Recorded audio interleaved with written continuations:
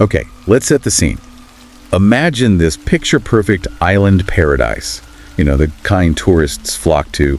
Beautiful beaches, great parties. Absolutely, the dream destination. But then, that dream gets completely shattered by something truly horrific. And that's the story we're going to walk you through today.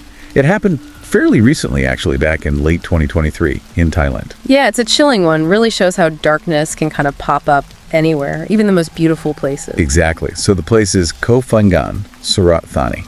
It's an island in the Gulf of Thailand, southwest part of the country. Right, famous for the full moon parties. That's the one. Hadrin Beach, big draw for tourists.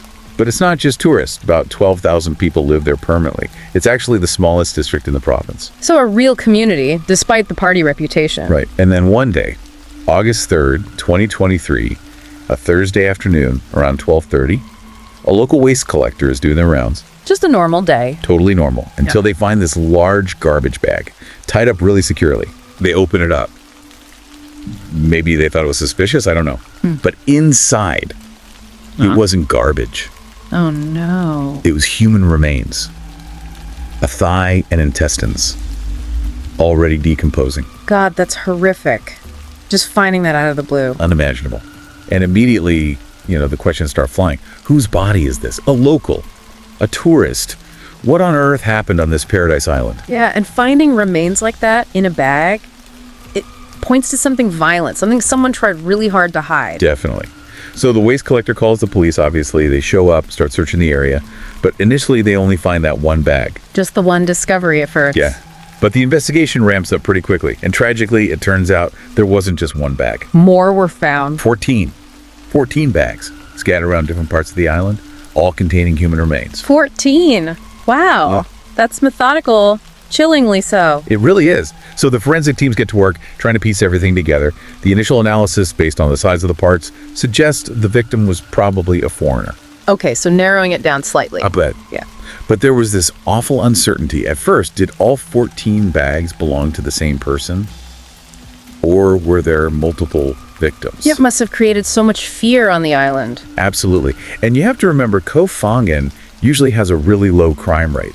This kind of brutal violence is just unheard of there. Makes it even more shocking for the locals. Totally. So the police are dealing with this unprecedented case. No suspects, no real leads. They put out appeals asking anyone, Thai or foreign, if they knew someone who was missing, someone who might fit this description, to please come forward. Standard procedure, but crucial in a case like this, hoping someone connects the dots. But for a while, nothing. Silence. Nobody reported anyone missing who matched. It was like the victim just vanished without anyone noticing immediately. Which makes you wonder, who were they? Did they have strong ties there? Exactly. Then there's a break. Investigators find another bag. Okay. This one also has remains, but crucially, it contains blood-stained clothing as well. Ah, physical evidence. That could be key. Big time. They run DNA tests on the new remains, the clothes, and compare it to the stuff from the other 14 bags. It all matched. One single victim. Okay, so not multiple victims, thank goodness. But now the focus is squarely on identifying this poor soul. And the DNA finally gives them a name. Edwin Arrieta Arteaga. 44 years old. A Colombian national. Edwin Arrieta Arteaga. Okay. Now we have an identity. Where does his story begin? He was from Santa Cruz de la Rica in Colombia, described as having a really close family. His mom was a teacher, did a lot of charity work with kids. Sounds like a good background, supportive. Yeah. But sadly, his mother passed away. And that loss apparently really pushed him towards medicine. He wanted to become a surgeon to help people, kind of honoring her memory. Wow, that's quite a motivation. It seems so. He went through medical school, specialized in surgery, very driven. Clearly dedicated. And he built a successful career. Around 2013, he started working as a cosmetic surgeon in Monteria, Colombia, did hundreds of surgeries over nearly 10 years, built a good reputation. So a respected professional in his field. Definitely. He even had a pretty significant online presence, like 35,000 Instagram followers. High-profile clients, seemed quite successful. Okay, so a well-established life in Colombia. How does he end up connected to Thailand and this? That connection comes through a man named Daniel Sancho. They met online, apparently, in December 2022. Okay. Daniel is Spanish, 28 years old at the time. Described as good-looking, dark blonde hair, tanned. Quite an age gap there, 15, 16 years. Yeah. But they reportedly hit it off online. They both spoke Spanish, so it was easy. The conversation started off about work, apparently, but then shifted towards romance. An online relationship developing. Seems like it. And by all counts, Edwin became quite attached to Daniel. He was reportedly sending him money. Financially supporting him. Yeah. There were even plans for Edwin to give Daniel $10,000 to help him open a restaurant in Spain. And Edwin was thinking about moving to Spain himself, Madrid or Barcelona, setting up a clinic there, partly to be closer to Daniel. Wow, that sounds pretty serious. Big plans. It does. So let's look at Daniel Sancho's side. Who is he? Born June 11, 1994, in Madrid. And his family. Well, they're kind of a big deal in Spanish entertainment. Oh, really? Yeah, his dad, Rodolfo Sancho, is a well-known actor. His grandfather, Sancho Gracia, was a huge veteran actor in Spain. His mom, Silvia Brancalo, is an actress too. So he grew up in the limelight, basically. Pretty much. Yeah. His parents divorced when he was about 11. He was mostly raised by his dad and his stepmom, Uniga Tostado, who's also an actress. He has a younger half-sister too. Definitely immersed in show business. And the family had other business interests too. So Daniel didn't seem to be struggling financially, even before meeting Edwin. Right, a privileged background. He chose a different path though, mostly. He became a chef, worked for a high-end catering company. He also had a YouTube channel, cooking videos. Okay, carving his own niche. Yeah, it wasn't massively popular, but respectable, looked pretty professional. So he seemed to have his own thing going on, financially comfortable. Right, so the money from Edwin wasn't necessarily out of desperation, it seems. Doesn't appear so. Anyway, this trip to Pha Ngan, it was supposed to be their first time meeting in person. The big meeting after the online romance? Exactly. Daniel apparently suggested Pha Ngan. He was interested in the island, the full moon party. Setting the stage in paradise, tragically. Right. Daniel gets there July 31st. Edwin arrives the next day, August 1st. Daniel supposedly picks him up from the pier on a motorcycle. They check into a luxury bungalow. Okay, the meeting happens. But then, pretty quickly, Edwin's friends back home lose touch with him. Can't reach him. They start to worry. Understandable. A mutual friend contacts Daniel, asks what's up. Daniel's initial story is, oh, we kind of went our separate ways. I don't know where he is. That sounds a bit dismissive. It does in hindsight. But the friend asks Daniel if he could file a missing person report for Edwin. And Daniel agrees. He agrees to file the report. Yeah. Knowing what we know now, that's bold. Incredibly. So Daniel goes to the Pha Ngan police station to report Edwin missing. But here's the kicker we mentioned earlier. The police had already found those first human remains before he even walked in. Wow. So they're already investigating a potential murder, and in walks the guy reporting the victim missing. Exactly.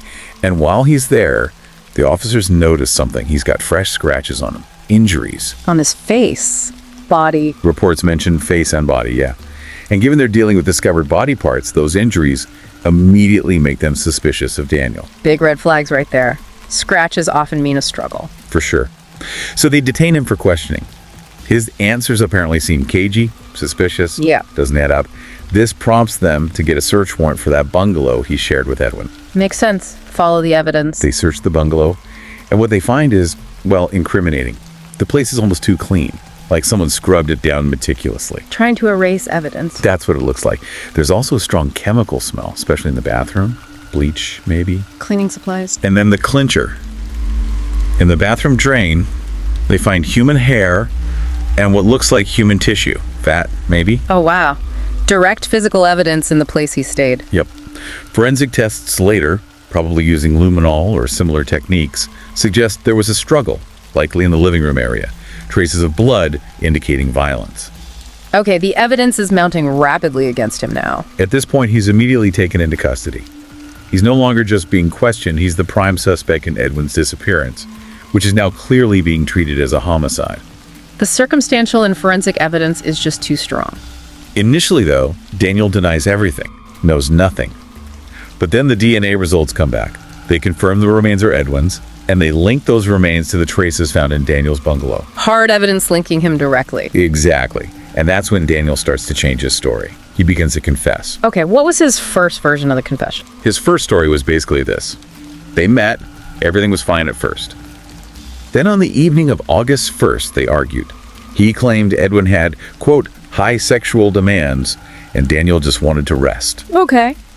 He said Edwin got aggressive, insisted on sex, and it led to a struggle in the bathroom.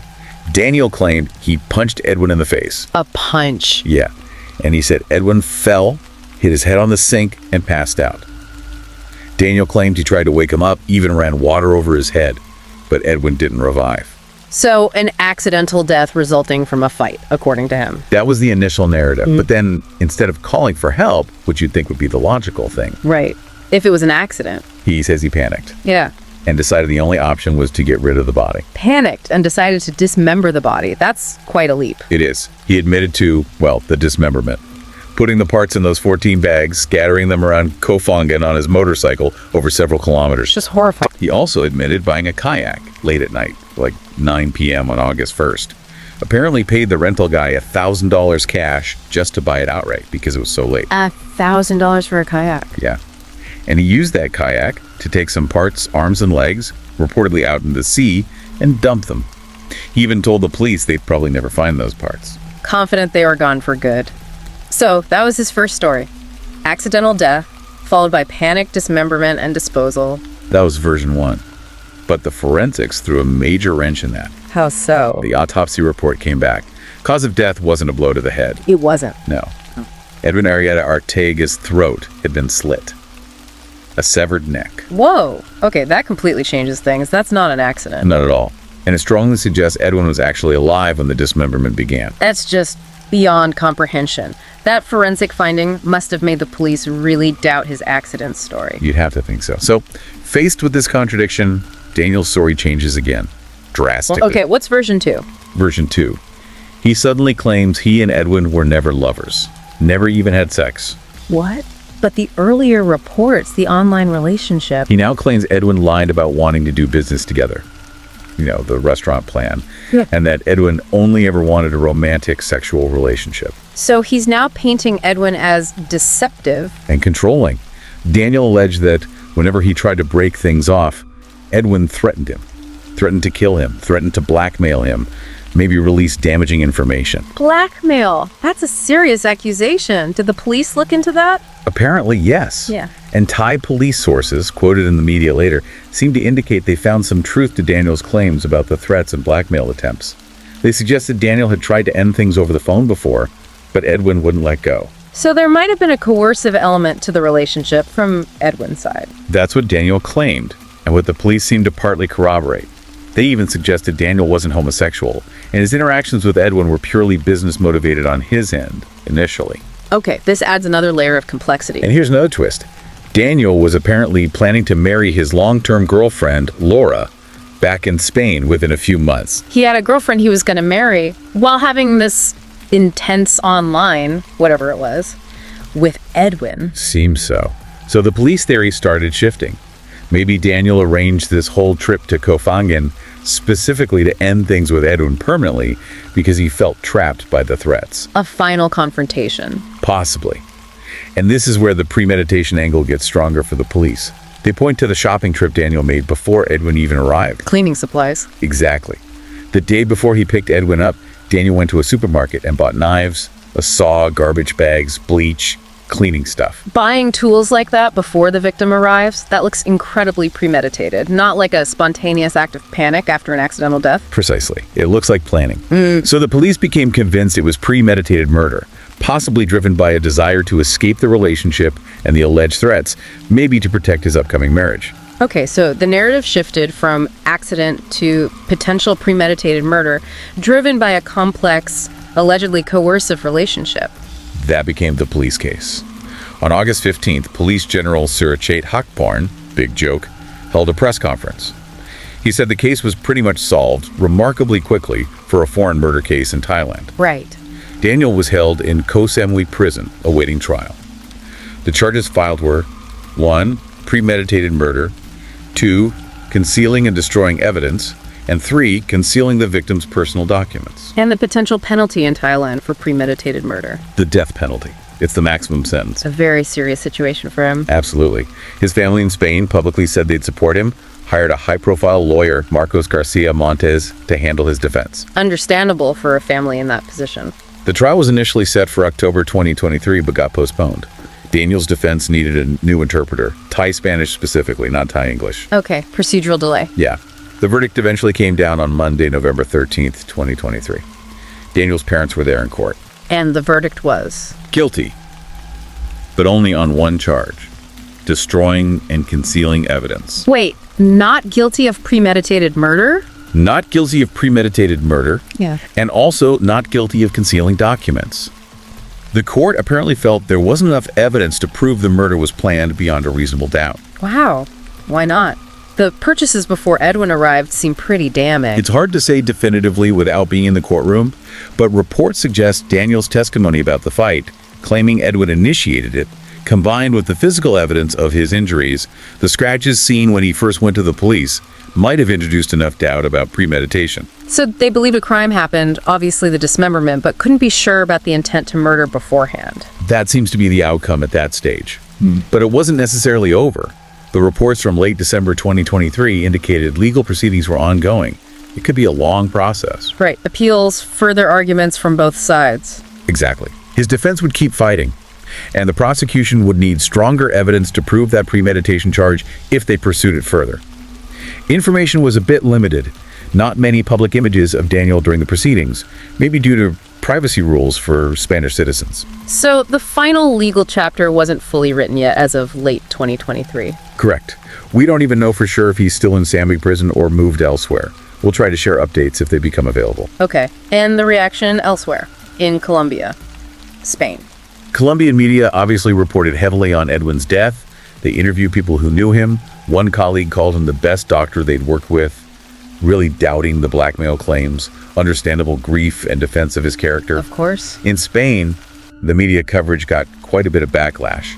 Accusations flew that some outlets were biased, trying to paint Daniel, son of famous actors, almost as a victim himself, despite the gruesome facts and the evidence like the pre-arrival purchases. The celebrity angle potentially skewing coverage. Yeah, and apparently many ordinary Spanish citizens were quite vocal online, expressing shame about that kind of reporting, feeling like his family name might be getting him undue sympathy for such a horrific crime. It definitely raises uncomfortable questions about media portrayal and privilege. It really does.